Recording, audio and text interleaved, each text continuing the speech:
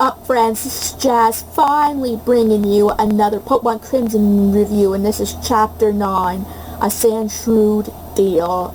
We start this chapter with Michael, Cameron, and Christopher, and Mr. Queensberry, which is Tommy and Holly's father, preparing for the first launch, or, shuttle launch in 16 years. Michael not being so thrilled about it because last time a launch happened, Balthazar Ace became a madman apparently, and they brought back the Crimson Stones, the stones that caused him to be branded. So he wasn't so, it soured him on that experience. Cameron is sort of taking his side, where Christopher's like, oh, it would be really exciting to go to space.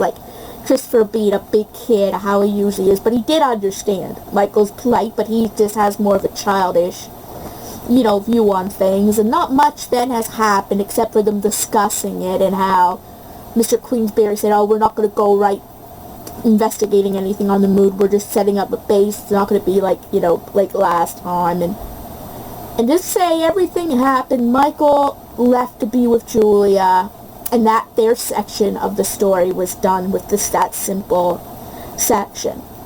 Now we're back with the three main heroes, Ryan, Matthew, and Addison, and they're going through Crafter Forest on the way to Craft Terrace. And despite Addison's suggestions and, constant, constant suggestions, both Ryan and Matthew turned down getting any bug or grass Pokemon at this time. They feel it wouldn't be helpful to them at this point and wouldn't be a good fit. So they try to stop to eat, right? And during the whole situation, their bags go missing. Wow. Literally, I think their heads were turned for 5 minutes or less, right? Because Addison got her stuff out to make a curry because she wants her Pokemon to have a healthy eating habits. Her wanted to be the Queen of Arcana. So, but anyway, the point being is that their bags go missing, and they keep going to look for it. They keep finding some articles of their items, right? And suddenly, they find a burrow, right? So they look in there, only to find a Sandslash going right out after them, right? And Matthew gets all, what's the right word, aggressive, saying all that little, and he sends his Tyro out only for it to be flattened in 5 seconds flat. I mean, Addison tried to warn him no one here is strong enough to face a Sandslash at this point, but Matthew's like, oh, go Tyro. I mean, I kind of feel sorry for the guy. I mean, yes, Tyrone is tough considered some of the Pokemon so far, of their team. But the fact that he was flattened suggests that they were not strong enough, right? So they leave for the time being, right? And after a while, they decide to stake out to wait till the Pokemon leave, in a sense of the word. So I'm trying to think of what else comes next. They wait, a Sandshrew leaves, then they try to go and get the stuff. Then they realize the Sandslash is protecting eggs in a way. She's there protecting her eggs, which Addison finds cute. Matthew's like, yeah, so big deal. The fact he was mad they still stole the stuff. Suddenly they hear a crash go on, and Ryan goes to investigate what happened, or they all investigate to go see what happens, to find a Sandslash, the Sandslash against the tree, and Addison, and they're all like, we have to help it, and Matthew is like, but why should we help it? It took our stuff, and Addison just wants to hit him, and so the plan is Ryan is going to go protect the eggs, go back and protect the eggs, while Matthew and Addison try to get the Sandslash out because Addison can't trust Matthew to protect the egg. Ryan goes back only to see the villainous Lily and Lena. I'm sorry. I still can't take those two seriously, but they're trying to swipe the eggs, not knowing they're Sandshrew'd eggs, thinking, oh, it's something rare. And they go, and he says, what are you doing here? And then they go in to have a battle. The thing is, Ryan left Evie there because he says, now you stay right there, buddy, right? Along with his bag and everything. So he sends out Marahute, and they send out, and Ekans is sent out, and they go to battle, but Ekans manages to catch Marahute in the air with its wrap, and starts strangling it. Ryan gets to a point where he can't see Marahute in pain anymore, so he gives up, saying, okay, I give up, you win. They stop, but then they go and try to kidnap Ryan by tying him up. Right? So they're starting to do that, like tying the back and telling them to be quiet, and suddenly they hear a crash. Right? Well, what happened is that Lena ends up trying to fight off the Sandslash, who is free and goes back to protect her babies, in a sense of the word. And Ryan manages to actually escape by wiggling free and getting the ropes out.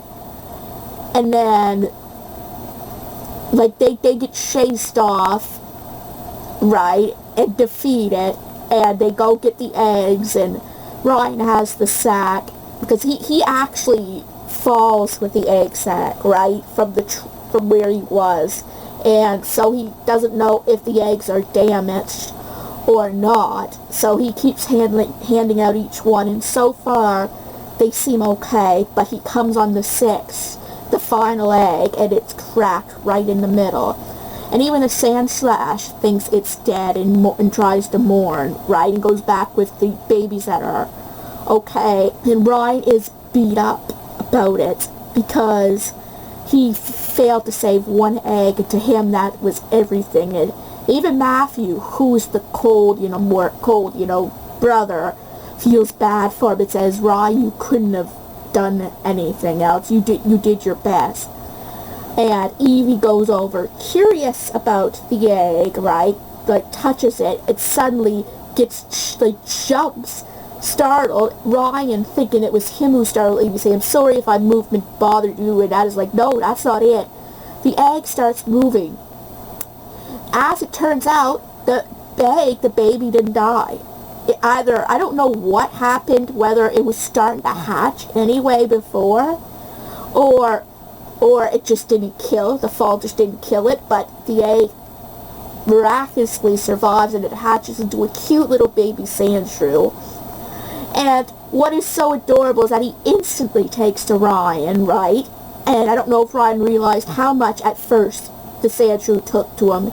He returns the Sandshrew'd to his mother, saying, you gotta stay here, but, he brings it back, and then when they're leaving, right, the Sandshrew'd suddenly rolls up to him and puts his hands out in the air, like, to be held, and they all think it's cute, and Ryan was cuddling him, but then he brings him back, saying, you gotta stay here, buddy, right?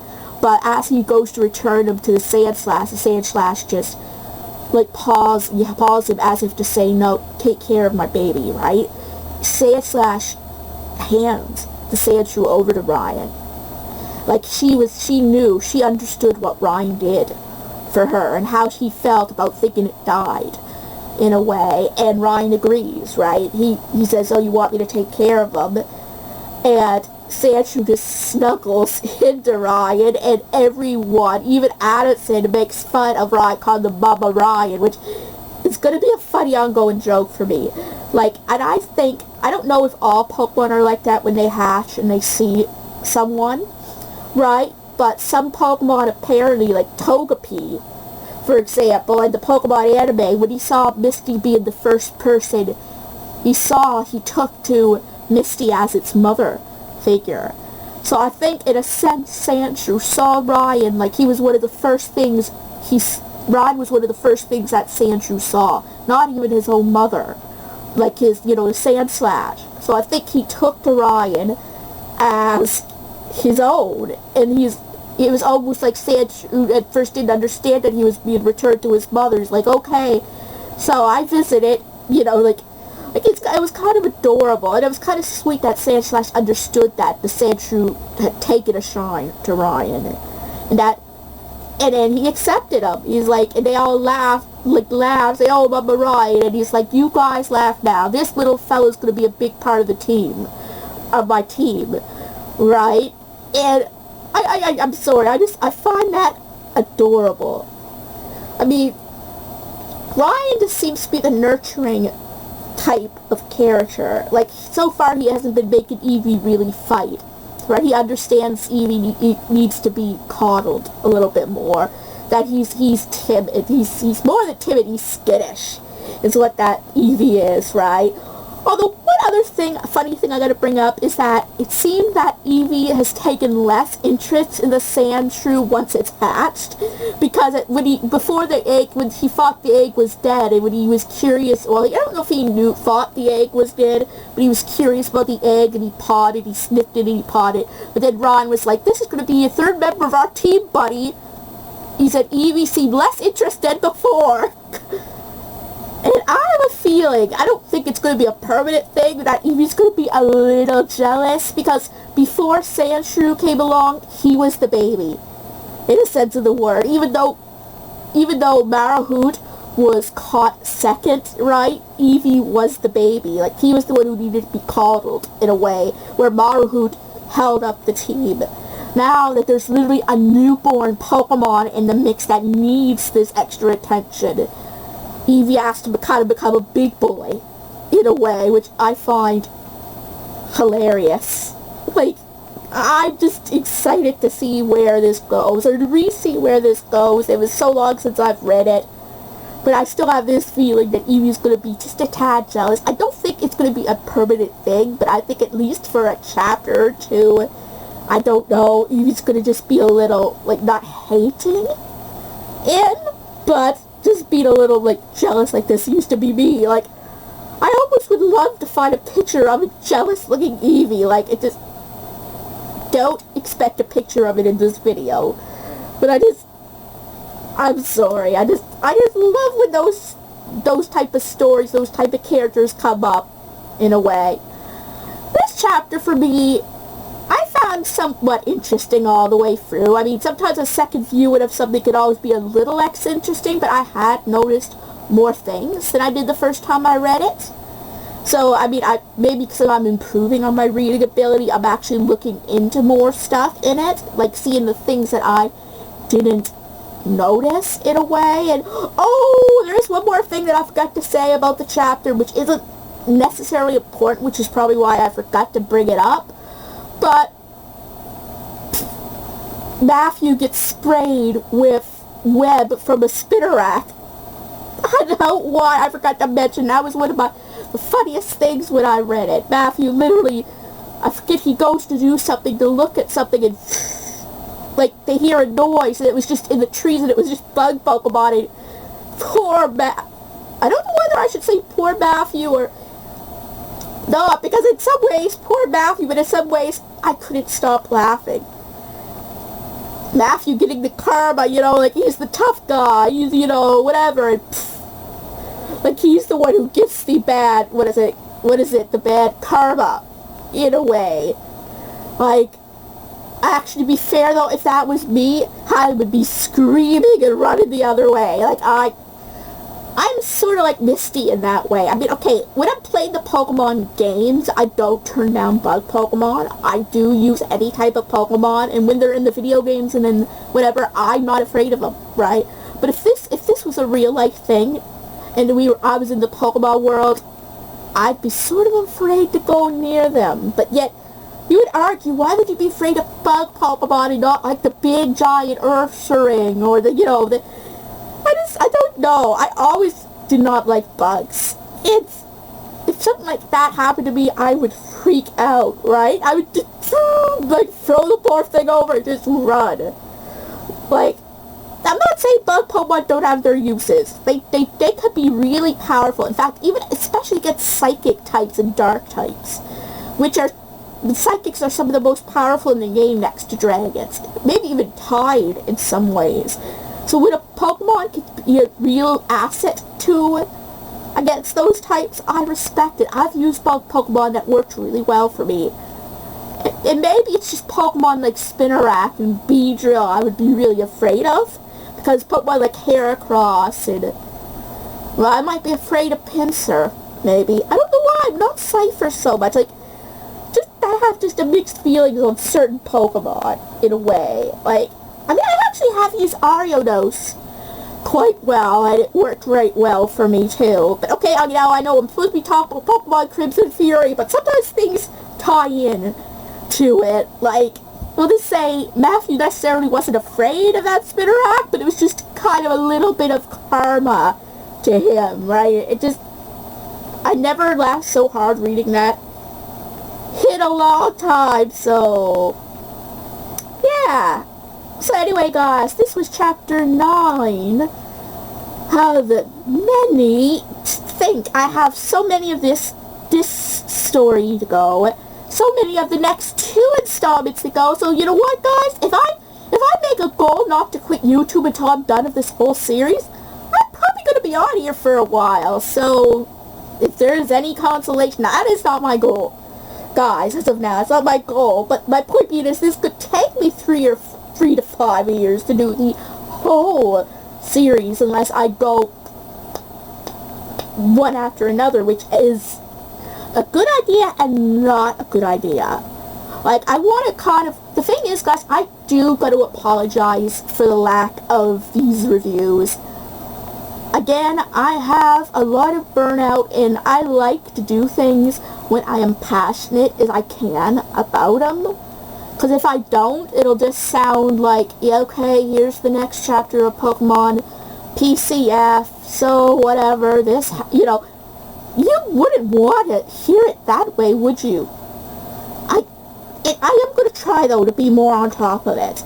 I got to just find the right time of the day that I'm energetic, and then do it. Like, and this doesn't just affect, you know what, I might just even make a better video to go further on this topic, because I think this is a very important topic to go on. So anyway, guys, if you enjoyed this Pokemon Crimson Fury review, give it a big thumbs up. And if you're new to this channel and like what you see, please subscribe and help this channel a lot. And don't forget to hit the bell notification so you'll know when new videos are coming out. And I will see you guys in my next video.